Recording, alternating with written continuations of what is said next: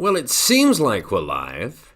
We've had all kinds of little pitter-patter problems, but hopefully you guys can see me now.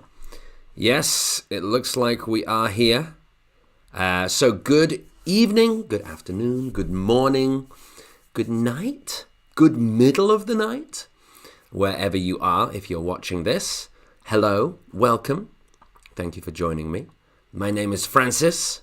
And I hope wherever you are that it's not as cold as it is here in England, because here in England it is extremely cold. Very, very cold. Too cold, in my opinion.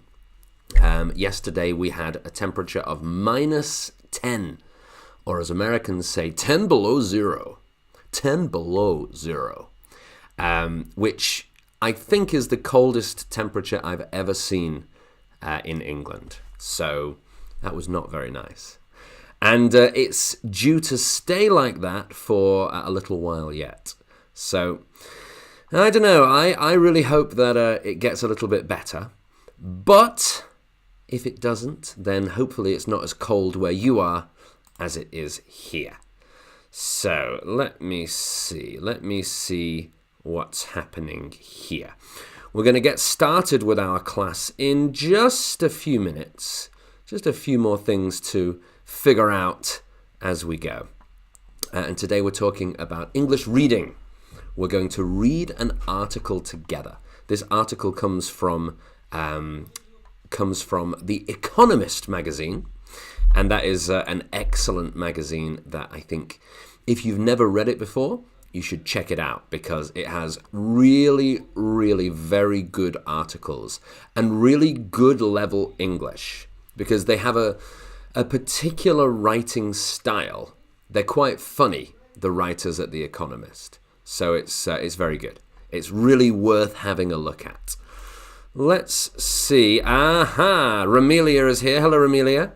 Nice to see you. Thank you for joining me. Ramelia says, hello. Are you in the UK at the moment? I am. I am in the UK. So we're going to wait for a few more people to join us. But for some reason today, I can't see the chat. Can't seem to get the chat up. So, give me one more second. I'm still figuring out this. You know, I'm very old. I'm nearly 100 years old. I'm 35% of the way to 100 years old. So not really 100 years old, but I feel very old. And I'm still figuring out things about, like, you know, how do I work the different buttons and what do I have to put where? What needs to be connected with what? So, yes. Anyway, here we are.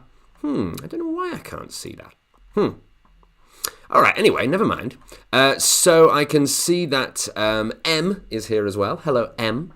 Thank you for joining me. And M, where are you from?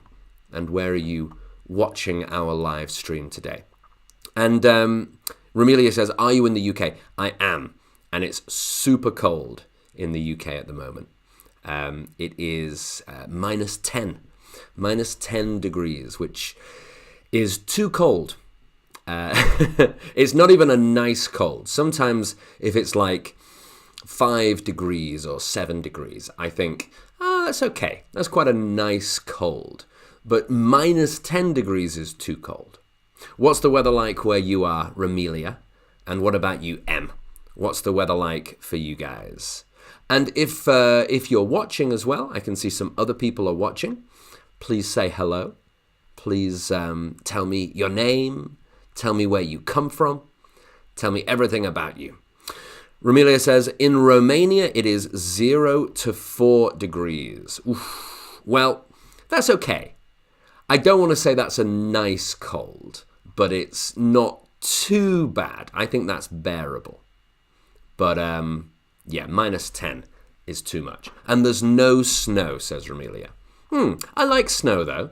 If I could turn my camera around, but I can't. But if I could, I would show you that outside there's a little bit of snow here in England.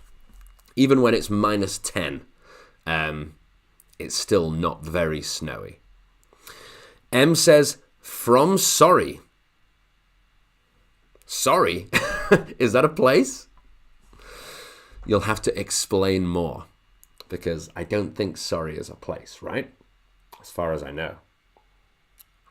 If it is, if Sorry is a place, then I'm sorry, because I was making fun of it. Anyway, let's talk about what we're going to do for today. So today, we're going to do something that's quite different. We're going to kind of have a little try of a new type of live stream. And so you can see I've got 2 different screens up here. And the first one is on the left. It is this article. And we're going to read through this article together. And then on the right, we have our PPT. And in our PPT, we're going to take a look at some questions, and I'll give you guys some challenges. All right. But let me tell you today's plan. So today we're going to say hello. So hello. Ding. And then we're going to read the article from The Economist. And as always in our live streams, we're going to have a question and answer session. So if you have any questions about English, about, I don't know, football, about the World Cup, about IELTS, about anything at all, you can ask and I will try to answer. I can't promise that I'll answer correctly or that I'll even use words. I can't even promise that, but I'll try to answer. I might just go, and that'll be my answer. And if you guys want to improve your vocabulary, remember to check out our Advanced English Vocabulary course. Romelia, I know that you know about this, but M, I'm not sure if you're taking any of our courses. You can get the link below for more details. The link should be in the description. And you can also get a big discount on our other courses. We've got IELTS courses, Master English Grammar, and lots of other courses as well. Even some Chinese courses. You can use the code December 2022, and that should be all capital letters. Okay? So that's ding, all of the sales part. I have to tell you that part. But now let's get on to the real part of the class. So I'm going to show you the first question, and then we're going to go and read together. All right, so this is the question. This is what the question is going to be. So we're going to look at paragraphs 1 and 2, and I want you to tell me what tone the writer is using. Okay, so let's go through and read it together. Oh, and M says, I'm from Thailand. Oh, well, I bet it isn't cold in Thailand right now. As I remember, the 2 times that I went to Thailand, it was January and February. And it was nice and hot both times. It was like 25 degrees. But which part of Thailand are you from, M? Are you from Bangkok or are you from one of the other cities? Romelia says, I know you Brits love snow and start wearing T-shirts at 16 degrees, that you love heat. So let's have a read anyway of this. So let's read the first part. The title is The Scourge of Job Title Inflation. And we'll figure out what that means later. The director of First Impressions will see you now. That's called the subtitle, like the smaller title. Then the first paragraph. When you enter an unfamiliar office for a meeting with someone who works there, you will almost certainly approach a person sitting behind a large desk. You might think you're about to speak to a receptionist, but in some buildings you'll be dealing with someone far grander, a lobby ambassador. All right? And let's move to the second paragraph. If that feels absurd, take a deep breath. Plenty of companies now employ a director of first impressions, a job whose responsibilities include, next page, greeting all visitors at the front desk, almost as if you were meeting a receptionist. Let me just reduce the size of it. Let's see if we can... Yes, okay, this is perfect. Now we can see both paragraphs on page 1. So, the question is, looking at this, what tone do you think the writer is using? And I'm going to give you 4 choices, all right? Is it a serious tone? Is it a sardonic tone? Is it an angry tone? Or is it a confused tone?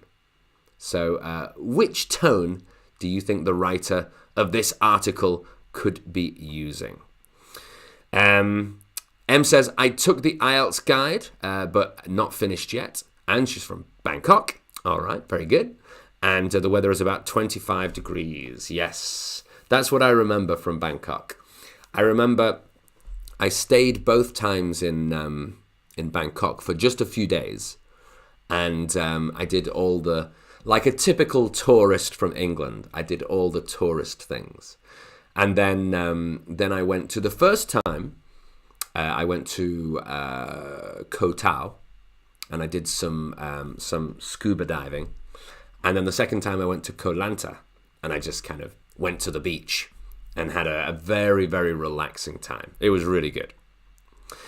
So, Ramelia, M, other people watching. By the way, if you're watching, please do let me know. Say hello. Introduce yourself. And you can tell me where you're from as well. Or you can just write, hi. So, Ramelia says that it should be a sardonic tone.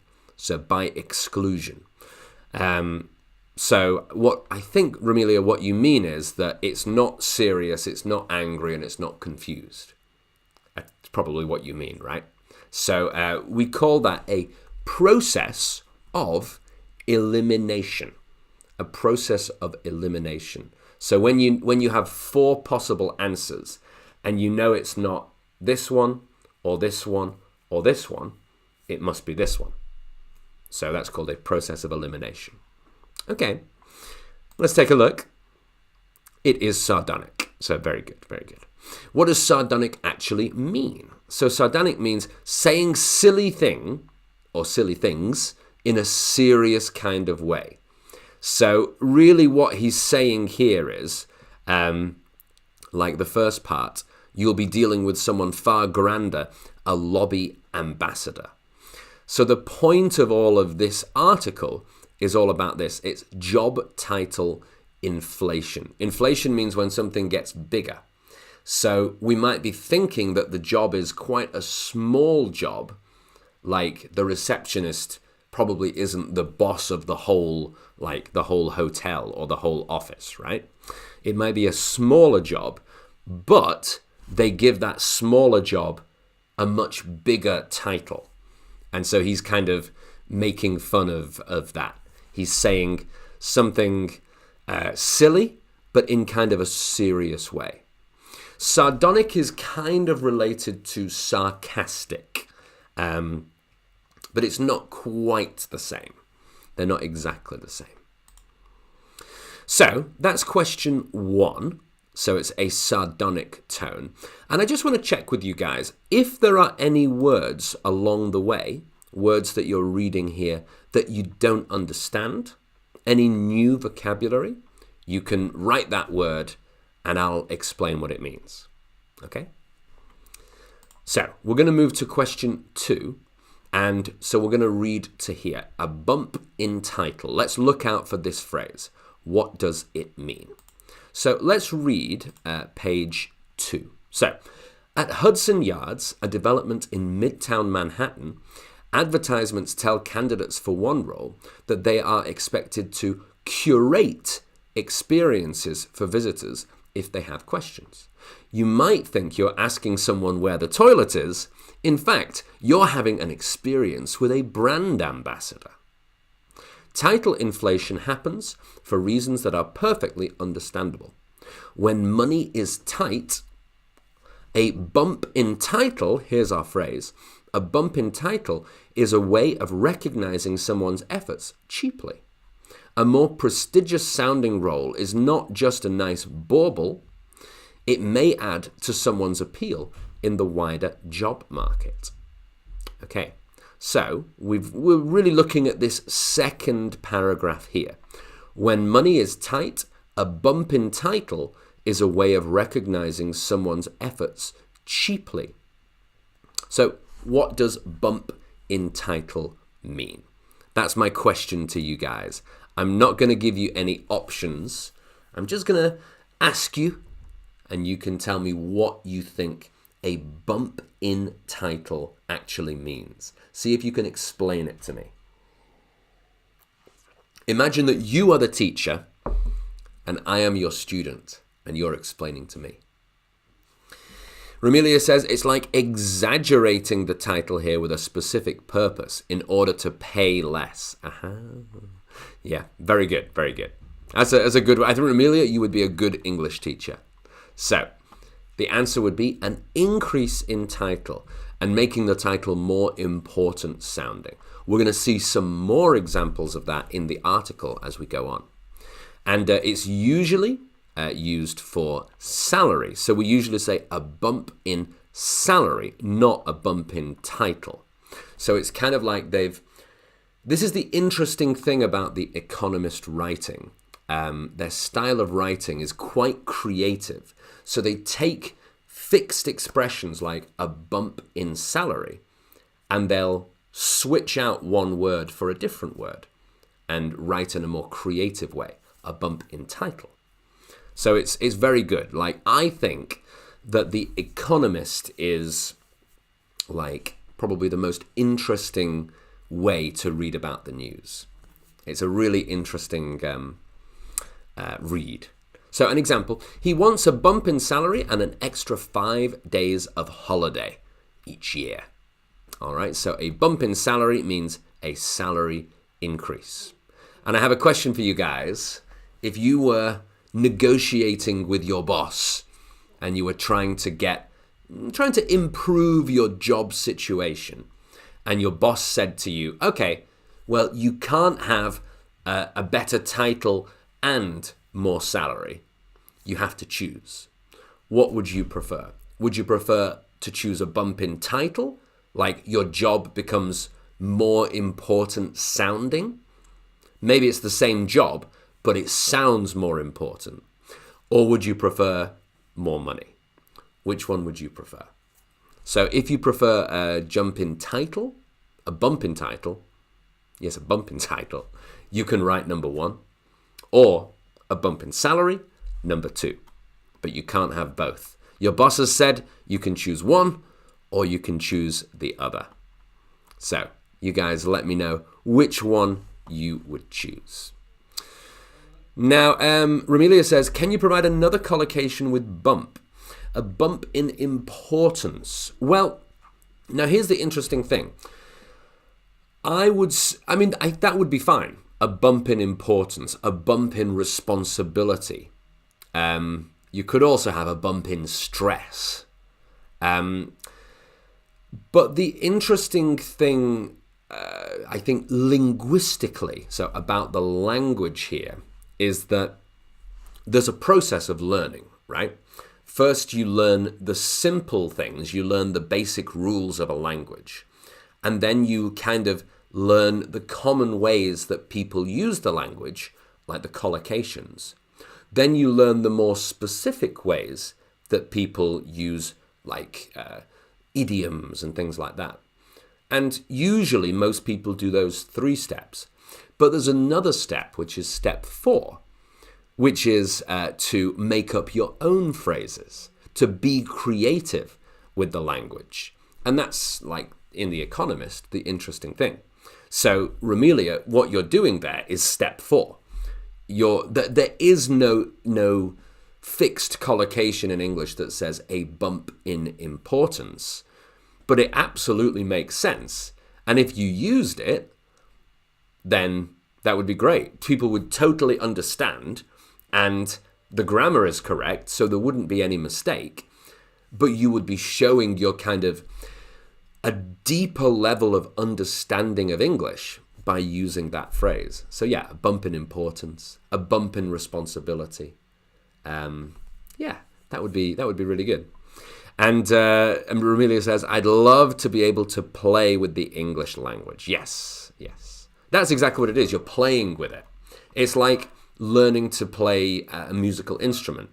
You have to learn you learn the skills and things. Piano. You learn the skills, and then once you've got the skills, you can kind of do whatever you want. You make up, you get creative, you improvise. So yeah, hopefully, Romelia, you're now at that level. You can improvise. So let's continue to read through, and we can see the next question. Question 3, this phrase, connote seniority. What does this mean? So let's read through and see if we can find this phrase. So, when a job lacks cachet, renaming it can lessen stigma and signal that an employer takes the position seriously. And when a role is outward-facing, a weightier title might make some clients more willing to take a meeting. We'll go to the next page. But title inflation also causes trouble. The results can be laughable. Sanitation technicians have to be passionate about cleaning. Sandwich artists do not have to be passionate about art. A sandwich artist is the name of someone who makes sandwiches in Subway, in the restaurant Subway. And once inflation takes hold, it can be hard to suppress. If the lobby ambassador is on holiday, you'll soon be seen by the lobby charge d'affaires. Instead of undertakers, directors of last impressions. This is a joke, by the way. Instead of undertakers, so that's the people who prepare a body when it's dead. When the person is died, the undertakers take the body and prepare for the funeral. So they are, according to this guy, the directors of last impressions. I quite like that joke. I think that's a good joke. Let me bring this one up a little bit. Oh, no, I can't. Never mind. The currency of an inflated title quickly loses value. A senior vice president is someone in middle management. So he's saying senior vice president sounds very high, but middle management is in the middle. An assistant vice president is 3 years out of university, so still very young, still in their 20s, so not very senior. An associate vice president has just mastered the alphabet. So it's a baby. So again, they're using the language in kind of a funny way and making jokes, but also making a serious point. So here is the point. More and more words need to be added to connote seniority. Okay? So more and more words need to be added to connote seniority. So my question for you, what do you think that means, to connote seniority? What's your guess about the meaning? It's a tough question, I think, but have a try. Romelia has a try. She says, to convey the idea that this person is held in high regard. Yes, that's a very fancy way to put it, but it's basically the right idea. Maybe relevance in terms of competence. Interesting. In terms of competence, no, not necessarily. I don't know, it kind of could be related, I suppose, but I think that seniority and competence aren't exactly the same, and they don't have to go together.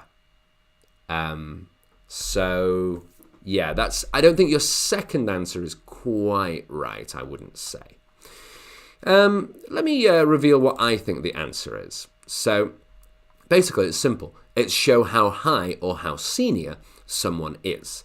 Because the word connote, and also the more common word connotation, is a word that means the meaning or the feeling of a word.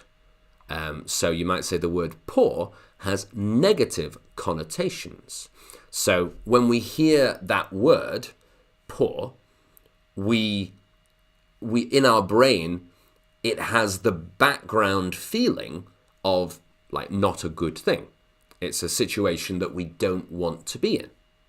So we say that that has negative connotations. So connote is like to show or mean or give the feeling of something.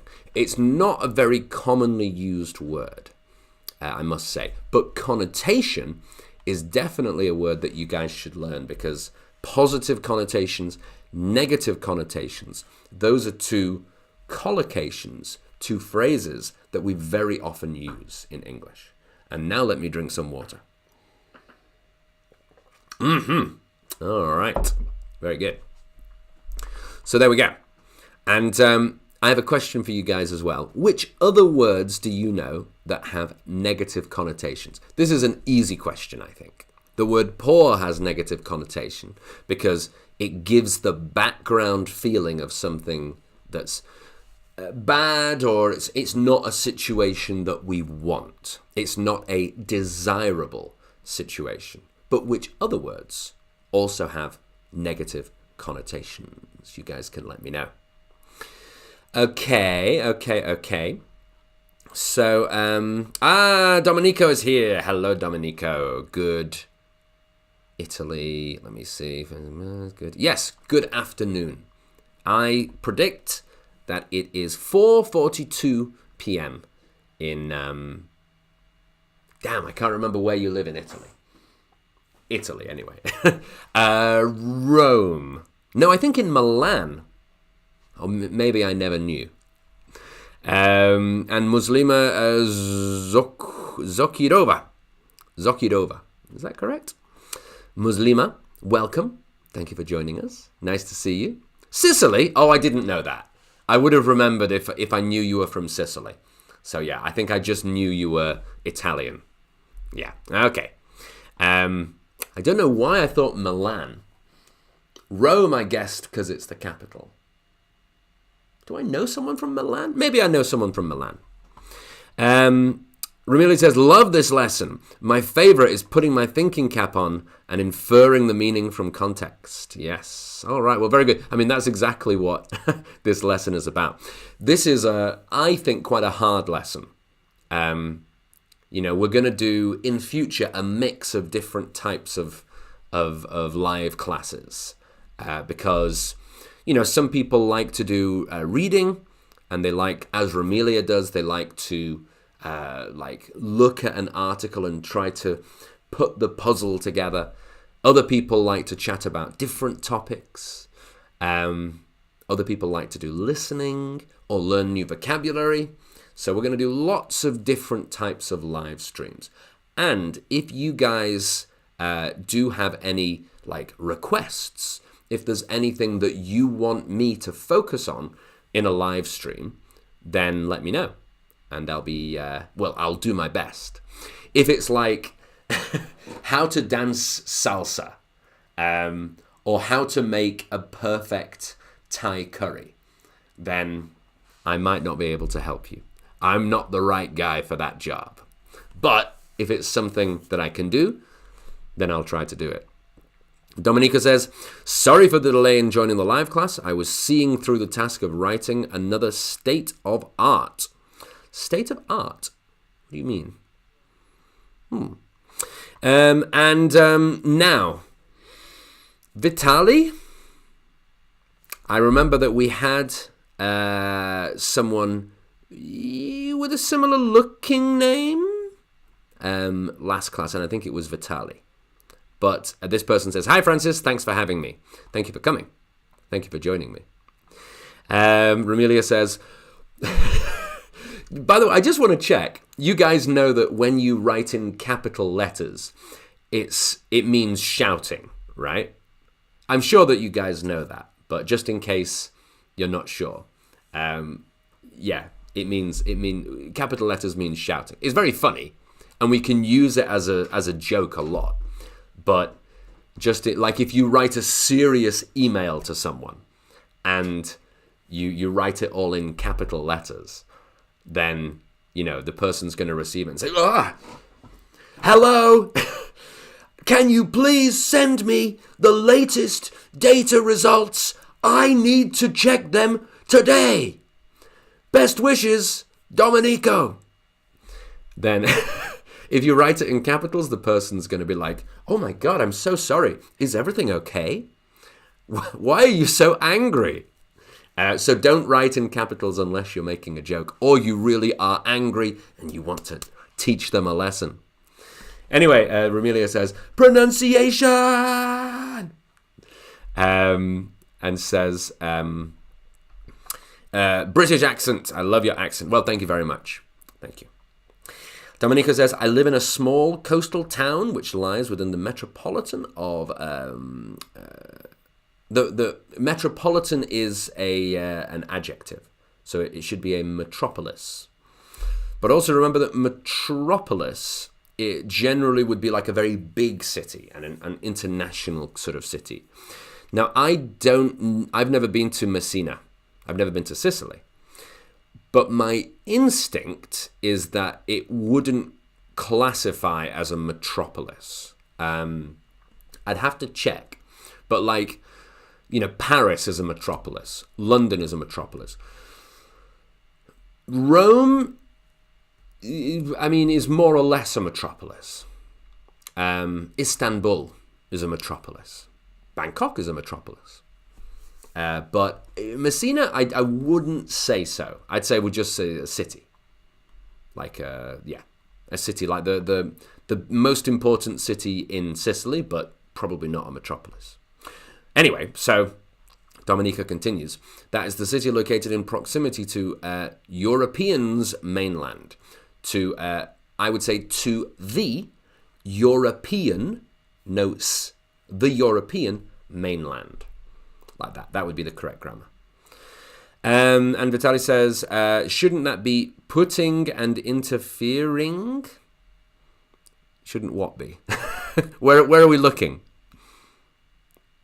I don't know what you're talking about. Sorry. And Dominica says that the town is located slightly west of the city of Messina, and it's about 25 minutes train ride. Oh, very good, very good. The province. Okay, cool. So let's go on to the next question. So the next question is, I think this one's relatively easy, but you guys can let me know if you think it is or not. So we're gonna read until we get to have adverse effects. And my question is not what does it mean, but what's a simpler way to say the same idea. So let's go through. We're going to go to down here. Senior Executive Vice President is a title which would not exist if not for the massed ranks of vice presidents jostling below. Jostling is like when it's rush hour and you're trying to get on the bus or on the subway and like everybody's pushing and things like that. That's jostling. Absurdities have to be conjured up to stand out from the crowd. Chief evangelist, director of storytelling, chief innovability officer. I think that's how you say that. That's a really hard word. That's a word that doesn't really exist, which is part of the joke. There are bigger costs than comedy and confusion. Handing a heftier title, heftier is like bigger, heftier title to one person can easily cause resentment among others on a team. And inflated titles can have adverse effects on hiring processes. An analysis of tech recruitment in America by Data People, a software firm, found that the proportion of women in applicant pools drops as jobs become more senior.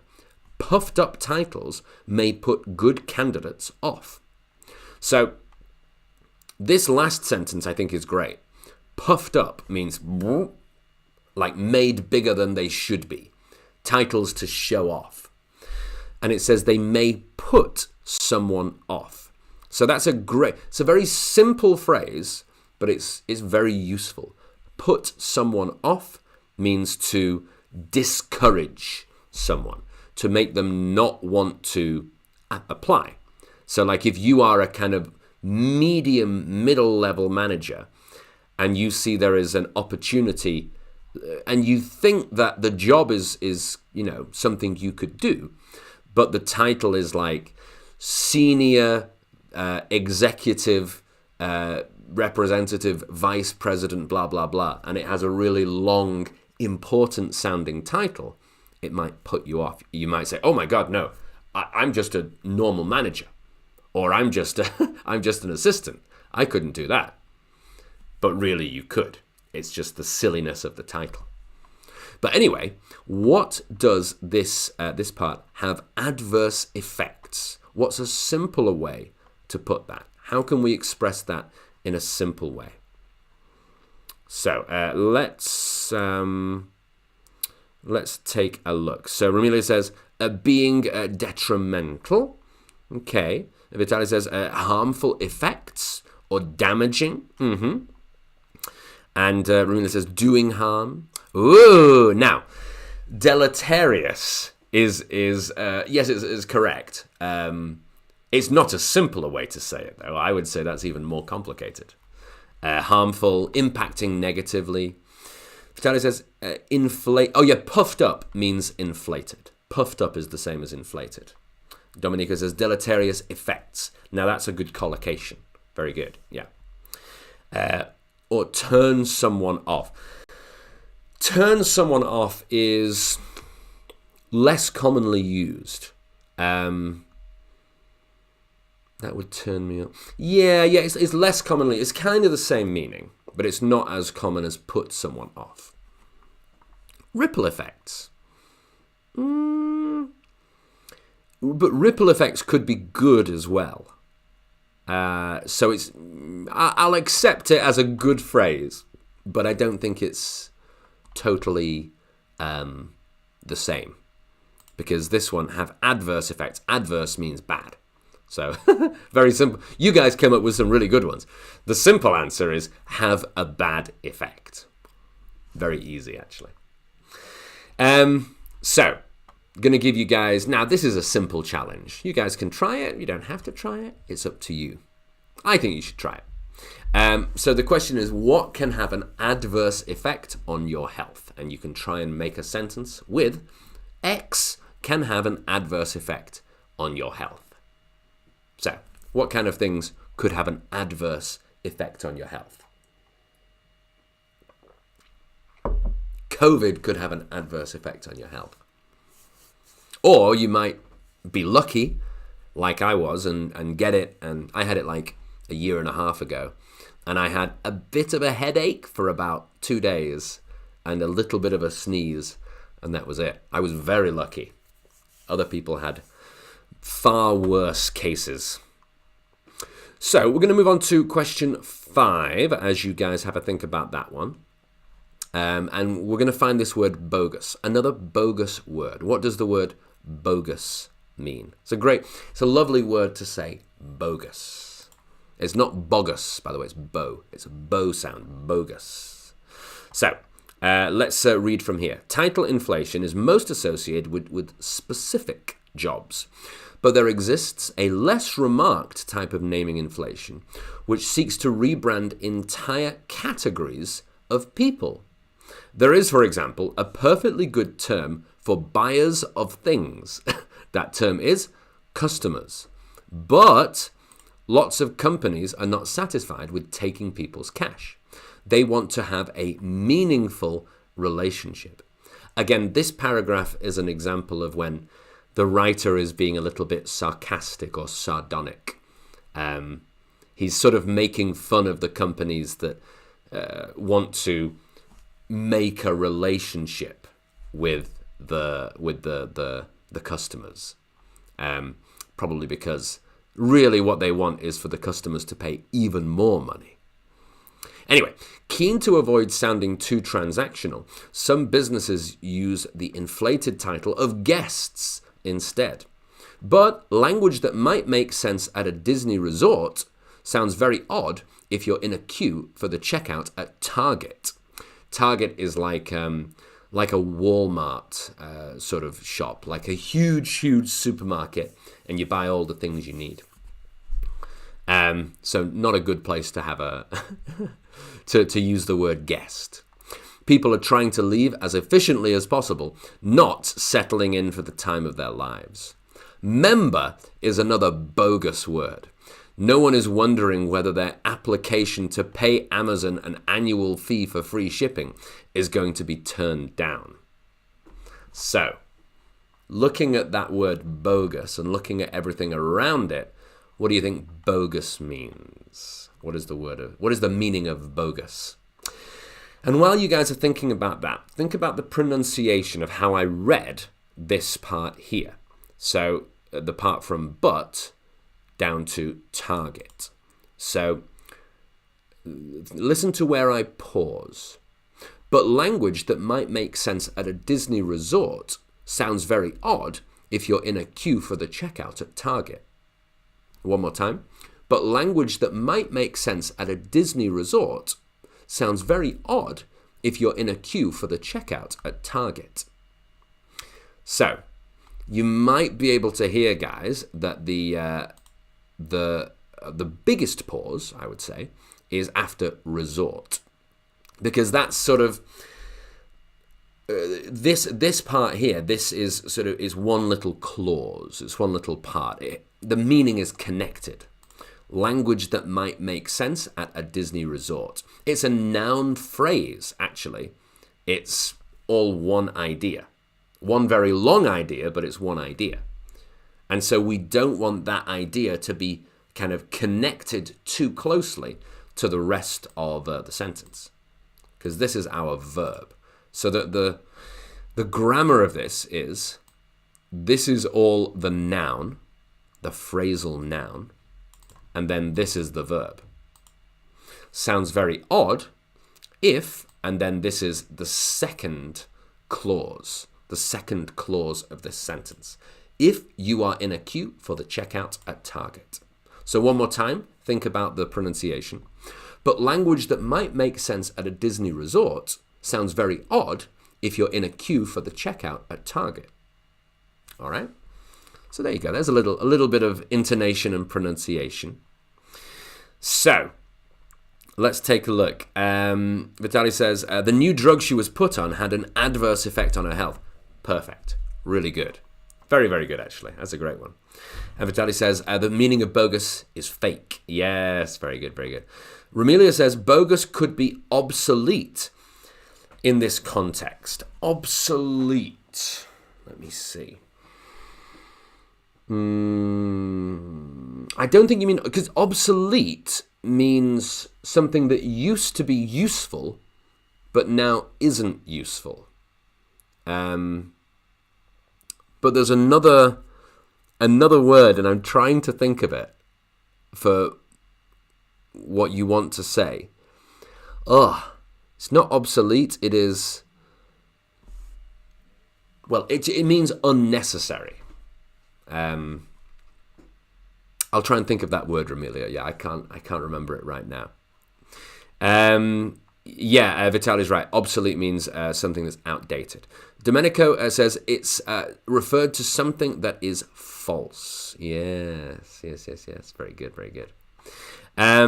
Something that is not real or not genuine. Good. That's bogus.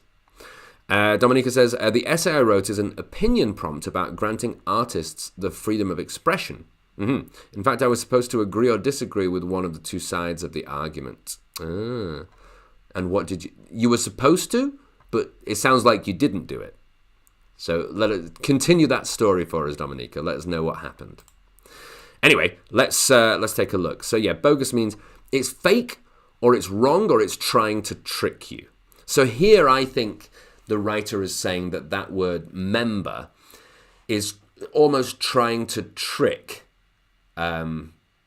Amazon's customers, because they say you are an Amazon Prime member. And it's trying to give you that feeling of, like it's so exclusive. I'm so lucky. Amazon accepted me to be a Prime member. But really what it is that you're paying Amazon so that they send your things faster. So you don't have to wait as long for your stuff. So yeah, it's trying to trick you, basically. So maybe a controversial one for any President Trump fans who are watching. But President Trump made many bogus claims about the 2020 election. So many claims that really he knows that they're not right. But like, we were robbed. This election was one of the greatest crimes in American history. But really he knows. He knows that it was a fair election, except maybe a few votes, but not enough for him to win. But we were robbed. We'll be back in 2024. I hope that President Trump doesn't come back and doesn't win again. But if he does, at least then he'll say lots more things and we'll be able to do his voice a bit more and make fun of him. But that would be a real silver lining to a big cloud of President Trump coming back. Anyway, the last of our questions for today. So, again, you guys have got very good English. And for anyone who hasn't spoken, by the way, if you're watching and you haven't made a comment, then please say hello. Don't be shy. Here at Last Minute English, we have a phrase, which is, don't be shy, have a try. Because really, we're all learning. Even me, kind of. Although I wrote this class. But we're all learning together. And so you shouldn't be afraid to have a try. If you have an idea of something, if you have a guess, but you're 50-50 or even you're not sure at all, just give me your answer. And then if it's right, it's right. If it's wrong, then never mind. But the important thing is to have a try. The biggest thing about learning a language is that you have to go outside of your comfort zone. That's the time when you like suddenly get much, much better and you remember things. If you just sort of sit and watch and listen and let other people do things, you never have a try yourself. You're staying inside your comfort zone and your progress will be slower. So, yeah, that's my lecture. That's my thing to remind you guys. Don't be shy, have a try. So let's read through and see if we can notice that word facade and see which word goes with facade. So the worst offenses in this category are the labels that employers give to their staff. Calling people colleagues or team members instead of staff or employees is a common tactic. People who work in Walmart stores are known as associates. Baristas at Starbucks are called partners because, the firm's website explains, we are all partners in shared success. Tech firms are wedded to cutesy names for their employees. When Facebook rebranded itself as Meta, it announced that its workers would henceforth be known as MetaMates. By the way, henceforth means from now on. It's a very formal way to say from now on. The intent behind this kind of language is again clear: to create a sense of shared endeavor and to disguise the cold reality of corporate hierarchies. But this facade is much easier to maintain when things are going well. Meta is now firing more than 11,000 of its mates. So again, he's using like a comedic way, a comedy way to say a very serious thing. Like 11,000 Meta workers will be losing their jobs. And because they call them mates, it seems even more unfriendly, which seems a tad unfriendly. A tad means a little bit. Starbucks doesn't want its partners to form a union with anyone but itself. A bit of title inflation is excusable, but just like the real thing, it can easily get out of control. So that's the rest of this article. Remember, it comes from The Economist, so I can't give you this article, unfortunately. We can just read it together. But The Economist is an excellent thing. And that's just not just me as a teacher talking. It really is very, very good. I read it just in normal life. So it's really worth reading. to improve your English, but also to learn about the world. So we'll go back to the question, which word matches facade to make a common phrase or a collocation? What do you guys think? Ramiro says deceiving. Yes, for bogus, right? Yeah, in that situation, bogus is like deceiving. It can just mean fake, but in that situation, it means deceiving. Dominica says, I agree with the idea as long as artists don't have negative impacts, such as committing racial acts of mocking religious beliefs and provocative films or violent words which disturb social harmony. Okay, yeah, so it's the sort of political theory of the freedoms. The freedom of and the freedom to and freedom from. So the most important is freedom. Everyone has or should have the right to freedom from harm. That's like if whatever you're doing hurts me in some way, like if it causes me real pain, then your whatever it is that you're doing is not good and maybe shouldn't be allowed. That's the theory. So we have the freedom to do things as long as they don't impact other people's freedom from harm. So that's essentially what you're saying, Dominica. Freedom of expression. Yes, that's a freedom. Now, Ramelia says it's something like a mask. Yes, a facade is like a mask. A false facade or a superficial facade. Those are very good. The one that we can actually see here in the article is maintain. So to maintain a facade, it means, so a facade is something fake. Like Ramelia said, it's like a mask. It's something fake that hides our real thing, our real self or the real situation. And so maintain means to keep something. So this is continue with something fake and don't let people realize the truth. Okay, so maintain a facade is a very common collocation. Here's an example. Are you going to maintain this facade of leaving the house to go to work every day? Or will you just admit that you were fired? So this is like the famous, the famous kind of story that we see in a lot of movies where somebody has been fired from their job, but they don't want to tell their wife or their husband or their family because they're embarrassed or they've gone mad in some stories.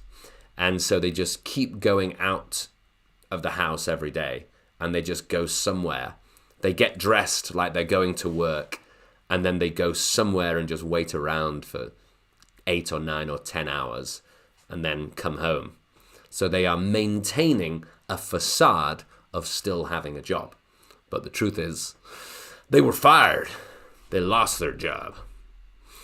Okay, so guys, that is basically all that we're going to do for today for the reading part. I hope that you guys found that useful. Now, the last thing that we have to do, that we have to take care of, is the question and answer, the Q&A. So this is your opportunity. If you do have any questions, please write it in the chat, and I will do my best to read and to let you know what I think. All right, so now is your opportunity to ask any questions about anything. But remember, if you do want to improve your English vocabulary, if you want to go from okay vocabulary to very good vocabulary, make sure you check out our advanced English vocabulary course. It is about 50 different common topics. The link with a big discount is down in under this video. At least if you're watching on YouTube, it's under this video. And this is really good if you want to take the IELTS test, the TOEFL test, PTE, any other exams. It's good for general English. It's also good for business English as well. All right? And I think it's a great course. And people seem to like it. So, check it out. And the link is down here. And also you can check out our other courses as well. And if you use the code December 2022, if you're watching this in December, if you're watching in January, remember, use the code January 2023. Or if you're watching it in the year 2050, make sure you use whatever code we're using then. But the idea is it's the month and the year. So, December 2022, January 2023, Smarch 2050, when they introduce new months. And remember to use capital letters as well, okay? So there's lots of different courses there. We have IELTS, we have a really good new grammar course, we have an essay course, we have all kinds of different things. So make sure you check it out. Ramelia says, I'd love to be an English teacher. Maybe I'll succeed someday. Who knows? I think you could be. I mean, I would say that it all depends on who you want your students to be. You know, I would say right now, Ramelia, you would be perfectly good to be able to teach, obviously, beginners. I think beginners from any country, really, but particularly from Romania, and intermediate as well, because you're at an advanced level of English. You know, you don't know everything yet, but your English is very good. So you could comfortably teach intermediate level. Could you teach other advanced students? Maybe, but you'd have to do a lot of preparation for each class. But yeah, you could do that. It's not a what we call a pie in the sky. Pie in the sky. It's not a pie in the sky ambition. That means an ambition that can never really be true. It's not a pie in the sky ambition. It is quite a realistic ambition. I also want to check with you guys. So, what would be your preferred day and time for me to do these live classes? Because I'm planning to do in 2023, every week, every month, unless I'm having a rest, which might be quite a lot. Anyway, I'm planning to do 2 live classes per week. So 2 live classes, probably about 1 hour for each live class. But my question for you guys is, what days and times would be suitable? So, you know, you could write you can write it in, if possible, in London time, because I know that people are watching from Thailand and watching from Italy and Romania and, I don't know, maybe from Russia or wherever. So lots of different time zones. But if you can tell me, if possible, in London time, you don't have to tell me now when we're watching live. You can also leave it as a comment under the video later once we finish. But that would be very helpful for me to know what would be the most suitable times so that I can prepare and I can make sure that I can try my best to do the live classes at those times. I can't promise. I can't promise 100%, but I can try my best. So Dominica says, by the way, I'm reaping great benefits from your writing course because I often use the grammatical structures in my essays that I learned from your writing course. Oh, well, very good. All right, well, I'm very happy about that. That is the goal, more than anything. The goal of my courses is to be practical. For you to be able to use it, to take things and use them in your own life. So that's really good. I'm glad that you're having that experience. Okay, guys, so I think we're going to finish here for today. Of course, if you're watching for the first time, make sure to subscribe so that you don't miss our live streams, our new videos, and many other things in the future. So make sure you follow us, you subscribe, do the little bell thing so that you get notifications. If you can like this as well, if you found it useful, that would be great. I would appreciate that. And I will see you. Oh no, Mew is here. Way too late. Oh my God. Much too late. Yeah, we've been going for an hour, more than an hour. And this is like literally the last minute. So, sorry. But you can watch it again. You can watch it again on repeat. It should be available. And Fatima is here. Welcome. Gives a thumbs up. Thank you. Thumbs up to you. And M says, thank you so much. Thank you, M. I'm glad that you stayed with us all the way through. And I hope you found it useful. Remember as well, guys, this article came from The Economist, and I really totally recommend it. It's, to be honest, it's a little expensive, but if you can afford it, it's a wonderful resource for improving your English. It's like totally worth it. So yeah, check that out as well. Dominica says, I'm aiming for at least a band 7.5 in IELTS because I would love to teach English abroad. Yeah, that sounds good. So it seems like a reasonable thing. I think, honestly, I've never heard you speak, of course, but I think you could aim for an 8. I think it's doable. And Ramelia says, thank you so much. Thank you, Ramelia. Thank you for being with me as well. You've, as ever, you've been, I think, the person that's given the most comments. You've been the comment winner for today. So thank you very much. So, guys, have a lovely evening, and we will be back next week. I think we'll do 2 live classes next week, so make sure you watch out for those. And yes, have a lovely, if I don't see you again, have a lovely Christmas, if you're celebrating Christmas. And if you're not, then just have a nice December. All right,